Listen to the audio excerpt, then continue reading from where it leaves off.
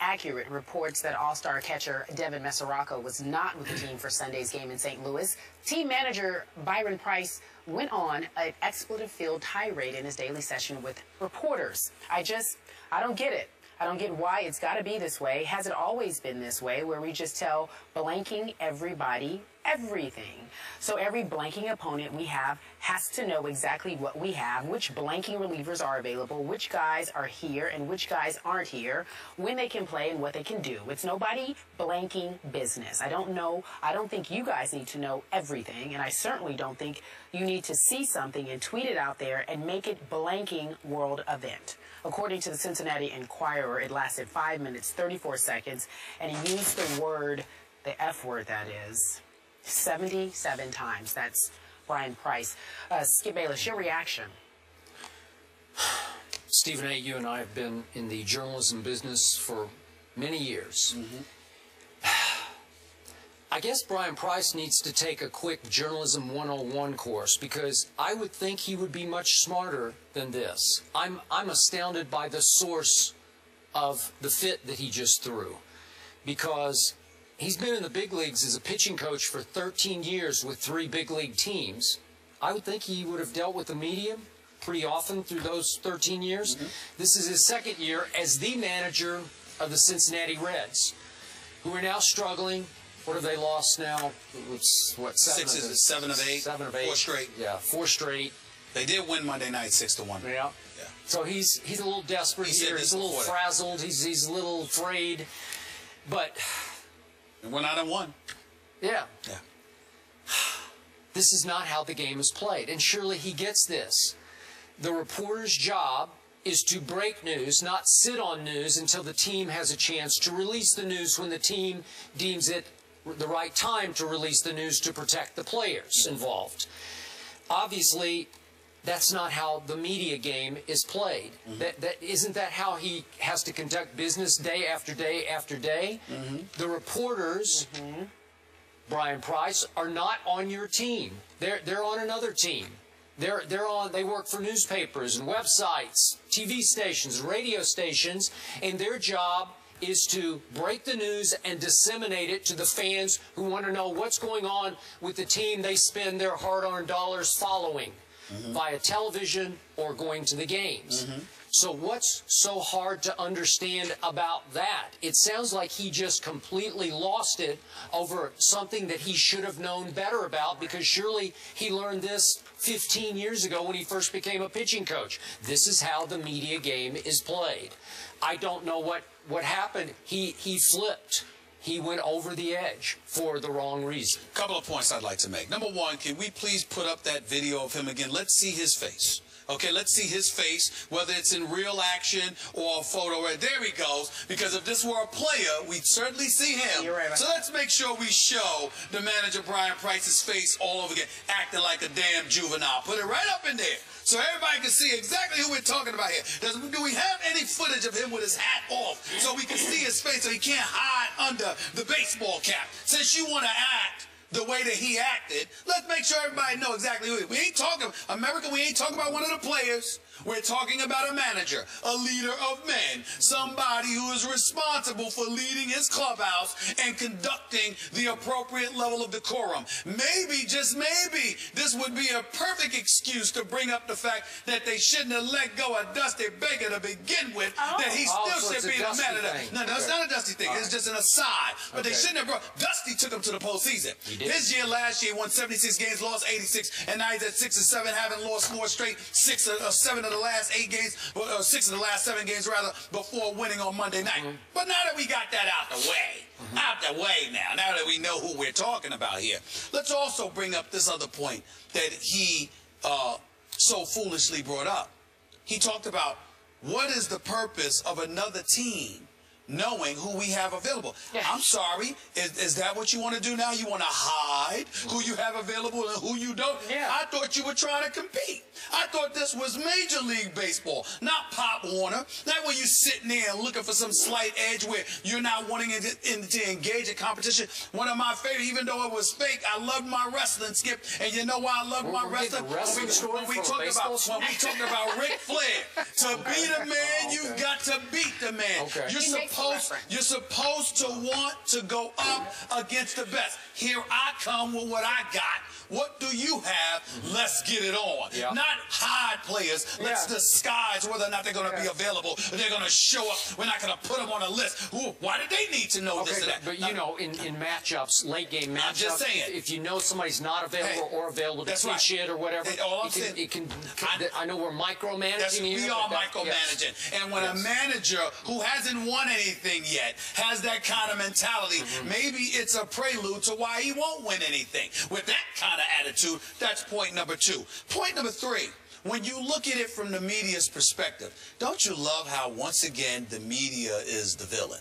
Now, I am the first to acknowledge everybody in our business is not on the up and up. You have some people who are jealous of these professional athletes in particular, or wishing, you know, that these athletes didn't have what they have because these athletes are living so well or whatever. And when you are willing, as an athlete, as a manager, as a coach, as an executive, to highlight a specific individual that you have a problem with, I have no problem with that. But when you generalize the fourth estate, keep in mind that it's the media that assists in you getting the money that you get, because they broadcast, they telecast, they broadcast your games, they report on your games. This is what informs the public. And so as a result of it, it just shows there's just an ultimate lack of respect, because these people believe not only that they do, but for the most part they should live in a cocoon where they shouldn't have to answer to people outside. They shouldn't have to be culpable, to anybody but themselves. This is how they want it.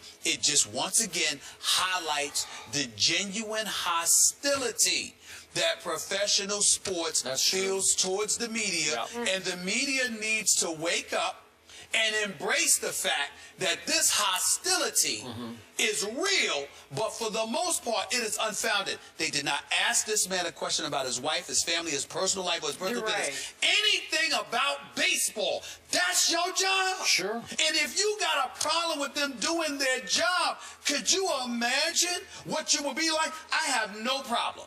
I believe anybody in professional sports has the right to tell the media to go kick rocks if I ask you a question about your personal life, but about the business that you're in, that you ain't playing in front of 0 people. You're playing in front of millions. Millions watching on television, thousands watching in person. You have no business asking the question rhetorically or otherwise, why should y'all have the right to know this? Because we pay for your product. You ain't playing for free. Correct. He ain't managing for free. But that message has not been disseminated strongly enough by the media, and the media needs to stand up and send that message. Okay, fine.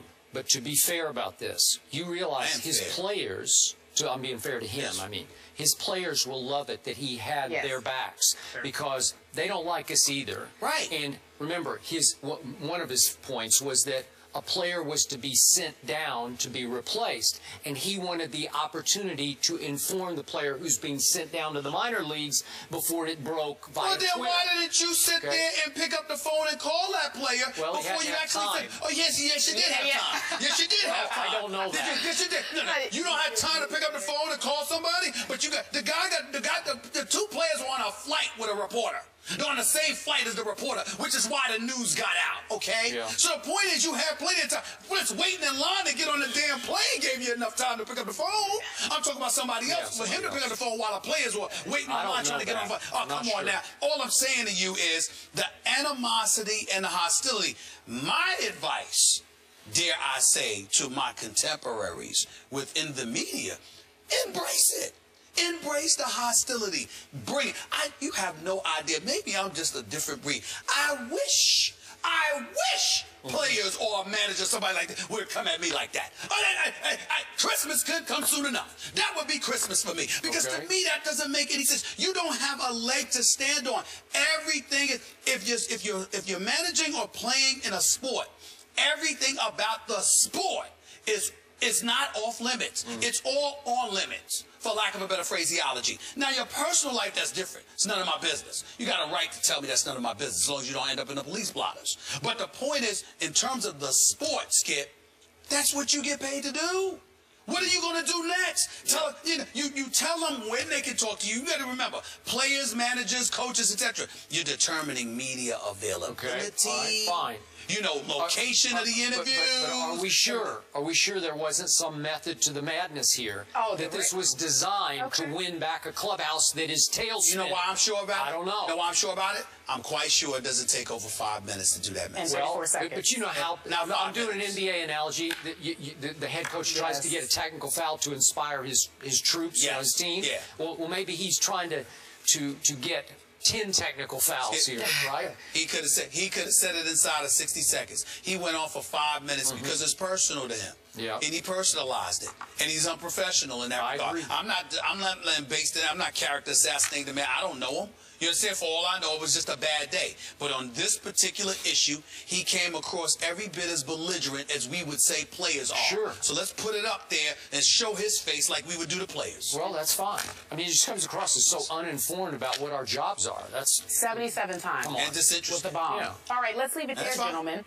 Floyd Mayweather might be money, but Oscar De La Hoya says he would probably put his money elsewhere on May 2nd. Here we go again. It's Manny Pacquiao Day on First Take. Welcome back. There you go. We'll be right back in just a few moments. I'm done. Because he's been in the big leagues as a pitching coach for 13 years with 3 big league teams. I would think he would have dealt with the media pretty often through those 13 years. This is his 2nd year as the manager of the Cincinnati Reds, who are now struggling. What have they lost? Stephen A., you and I have been in the journalism business for many years. I guess Bryan Price needs to take a quick Journalism 101 course, because I would think he would be much smarter than this. I'm astounded by the source of the fit that he just threw. The Accurate reports that all-star catcher Devin Mesoraco was not with the team for Sunday's game in St. Louis. Team manager Bryan Price went on an expletive-filled tirade in his daily session with reporters. I don't get it. I don't get why it's got to be this way. Has it always been this way, where we just tell blanking to see something and tweet it out there and make it blanking world event? According to the Cincinnati Enquirer, it lasted 5 minutes, 34 seconds, and he used the word, the F word that is, 77 times. That's Bryan Price. Skip Bayless, your reaction? Everybody, everything. So every blanking opponent we have has to know exactly what we have, which blanking relievers are available, which guys are here and which guys aren't here, when they can play and what they can do. It's nobody blanking business. I don't think you guys need to know everything, and I certainly don't think you need